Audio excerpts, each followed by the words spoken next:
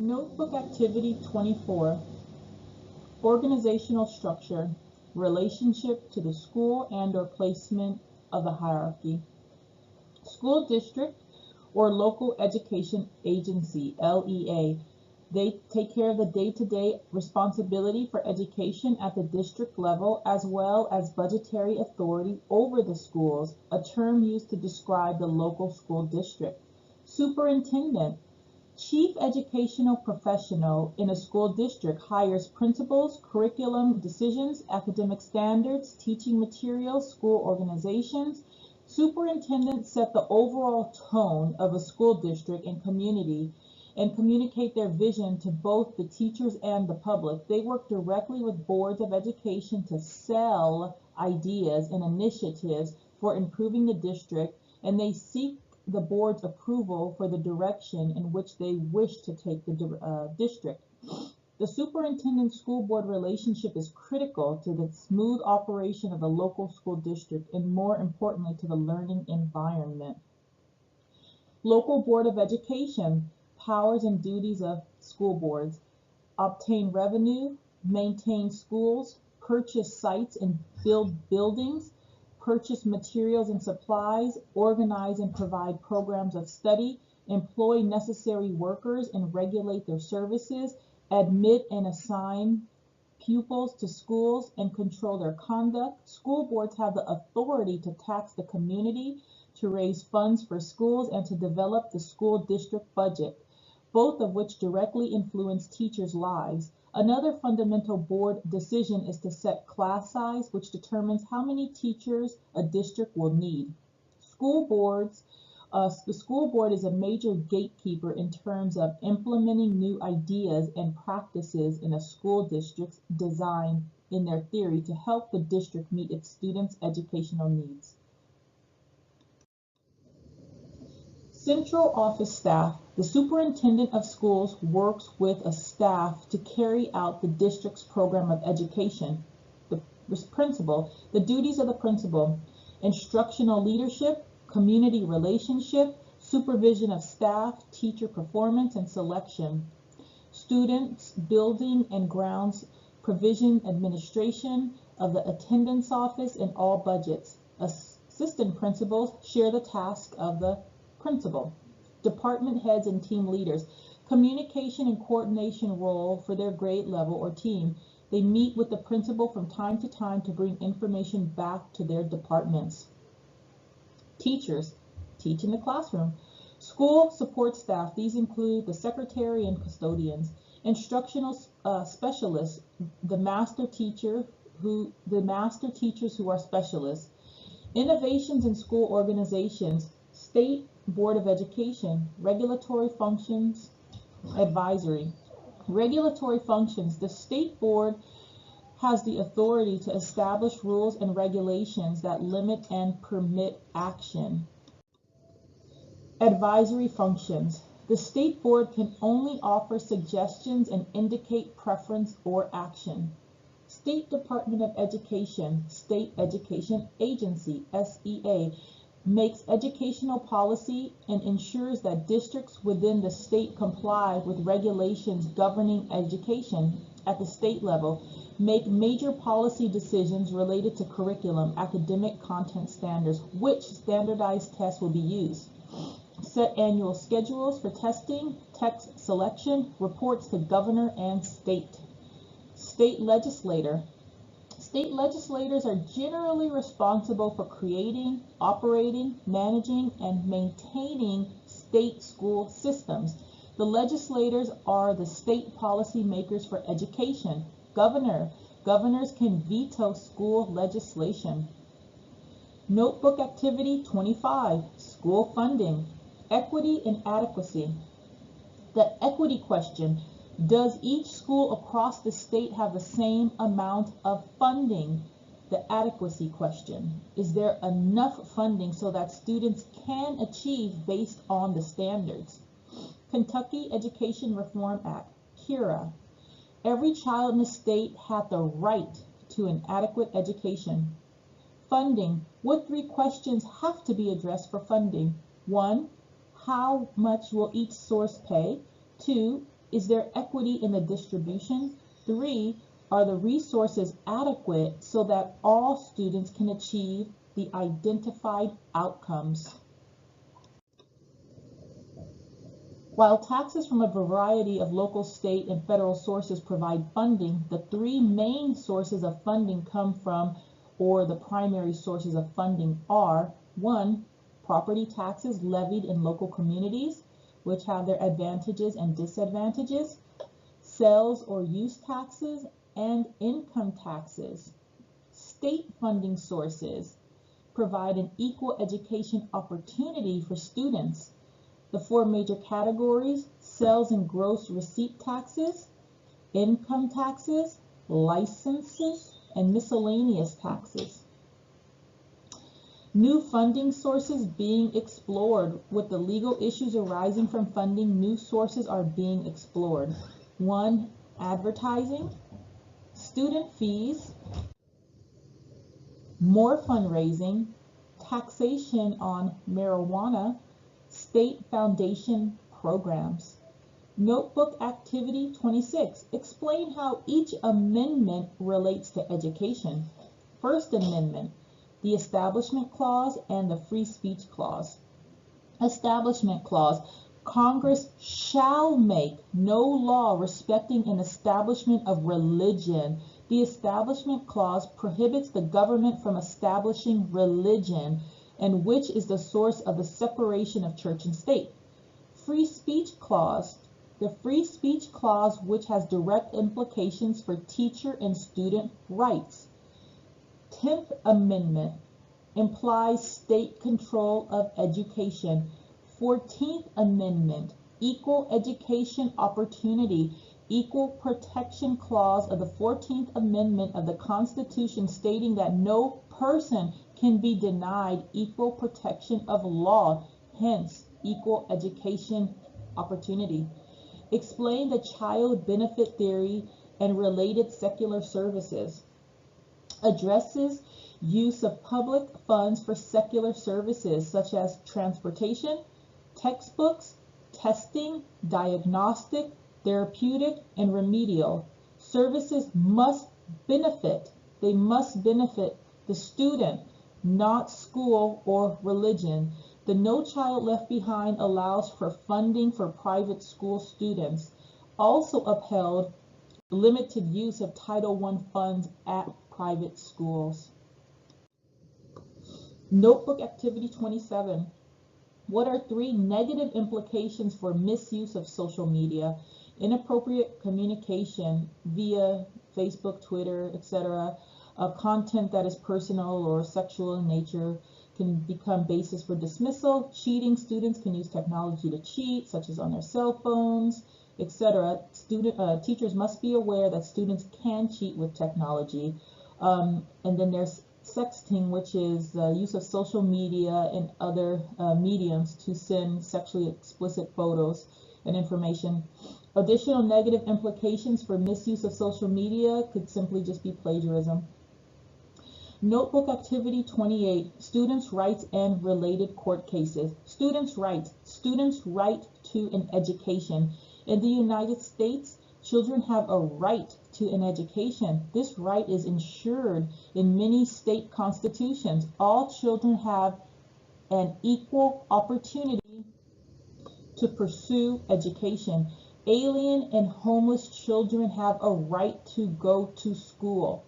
In 1987, with passage of the Stuart B. McKinney Homeless Assistance Act, which requires that each state educational agency shall assure that each child of a homeless individual and each homeless youth have access to a free, appropriate public education.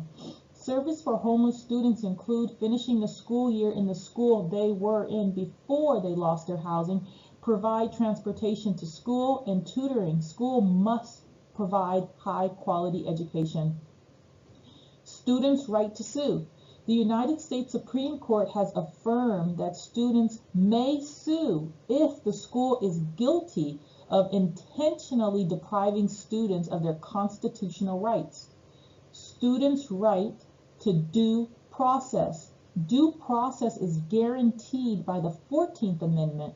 The Equal Protection Clause states, nor shall any state deny to any person within its jurisdiction the equal protection of the laws. Due process of law means following those rules and principles that have been established for enforcing and protecting the rights of the accused. Procedural due process. Procedural due process has to do with whether the procedures used in the disciplinary cases are fair. Substantive due process is concerned with whether the school authorities have deprived a student of basic substantive constitutional rights, such as personal liberty, property, or privacy. Family Educational Rights and Privacy Act, FERPA, also known as the Buckley Amendment, enacted by Congress in 1974, which governs who may see school records and under what conditions. Dress code and grooming. If a student's dress and grooming does not cause disruptive behavior, health, and/or safety problem, the court ruling is likely to support the student. Corporal punishment. The use of corporal punishment is on the decline. However, the United States does not ban corporal punishment in schools. It is still being used in the southern states of the United States, such as Mississippi and Alabama. Sex discrimination. In 1972, the 92nd Congress enacted the Title IX of the Education Amendments Act to remove Amendments Act to remove sex discrimination against students and employees in federally assisted programs. The key provision in Title IX states, no person in the United States shall, on the basis of sex, be excluded from participation in, be denied the benefits of, or be subjected to discrimination under any education program or activity receiving federal financial assistance. Marriage and pregnancy.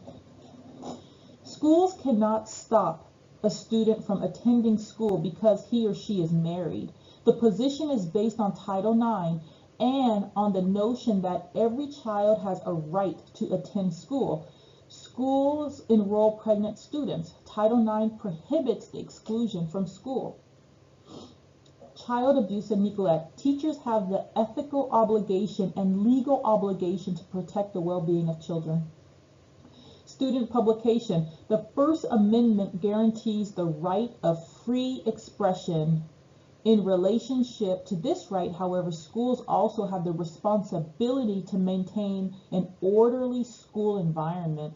The standard for students' free expression allows schools to restrict such expression if there is reasonable cause that the action will disrupt the school. Rights of students with disabilities. In the 1970s, court decisions established the position that students with disabilities were entitled to an appropriate education and to procedural protections against arbitrary treatment. Student and locker searches. As a teacher, if you suspect that a student has cigarettes, drugs, alcohol, or weapons, a random search of the student's locker is permissible because they are under the shared control of the school. Peer sexual harassment. Title IX prohibits sex discrimination, and this includes students harassing other students. All allegations must be investigated promptly, and schools must take immediate action in cases in which harassment behaviors have been confirmed. Court cases related to student rights. Bethel School District number 403 versus Fraser. Topic: can lewd language be used in a school speech nominating a student for office? Decision: lewd or vulgar speech can be curbed in a school setting. A balance must be achieved between freedom of expression and the school's role in establishing the boundaries of what is socially acceptable. Hazelwood School District versus Colmeyer. Can the school censor articles in the school newspaper? Censorship is allowed when school officials have reasons related to legitimate issues of education. Ingram versus Wright. Power of states to authorize corporal punishment without consent of student's parent. Court ruled that states may constitutionally authorize corporal punishment. Notebook Activity 29, Special Education Laws. Section 504 of the Rehabilitation Act, a civil rights act that addresses 3 areas: equal treatment, appropriate education, people with disabilities. Public Law 94-142, also known as the Education for All Handicapped Children, EAHCA, was first passed by Congress in 1975, has been amended over the years into today's IDEA, Individuals with Disability Education Act, mandated equity in education for children with disabilities from birth through age 21, IEP, Individualized Education Plan, a legal document defining the educational program and related services for a specific student who has a disability. Individuals with Disabilities Education Act, IDEA, provides a free, appropriate public education for students with disabilities. Response to Intervention, RTI, a multi-tiered approach to the early identification and support of students with learning and behavioral needs, requires teachers to document their systematic attempts to work with students who are having difficulty as a way of reducing unnecessary referrals to special education. This approach is based on the belief that too many students are referred to and end up in special education more because of poor teaching rather than because they actually have a disability. There are 3 tiers to consider. First, whole group instruction. Second, small group instruction. Last and final tier, one-on-one instruction.